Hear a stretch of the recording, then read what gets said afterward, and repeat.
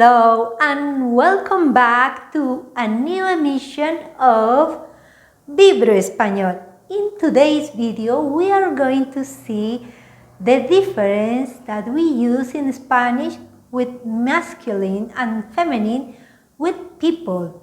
So, I'll invite you to join us. The use of masculine and feminine in Spanish. In Spanish, names can be masculine or feminine. Masculine names refer to men. For example, el hijo, el padre, el camarero, el doctor, el estudiante, el taxista. Names referring to women are feminine.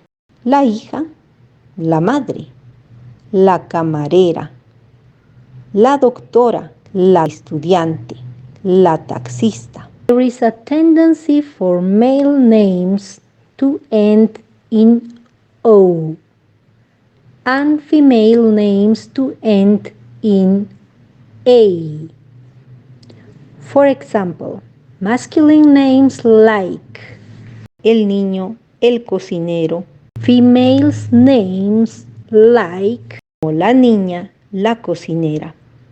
But there's also a tendency for nouns to end in E in the masculine and in A in the feminine. Por ejemplo, el dependiente y en femenino, la dependienta. Masculine and feminine can also be formed by adding a letter A to a noun that ends in a consonant. For instance, en masculino decimos el profesor, la profesora. El director, la directora. We must take into account that the names that end in ante or in ista can be applied both in the masculine and in the feminine. Por ejemplo, el estudiante, la estudiante, la cantante, el cantante, el pianista, la pianista, el guitarrista, la guitarrista, el futbolista, la futbolista. Some names form the feminine with a different ending. For example, el rey, la reina, el actor, la actriz. Some other nouns form the masculine and the feminine in a very different way.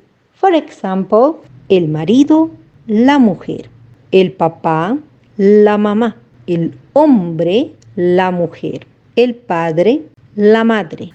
I hope you enjoyed today's video, and do not forget that if you want to take Spanish classes according to your needs, do not hesitate to contact me. I will be so happy to be in touch with you and start this adventure together.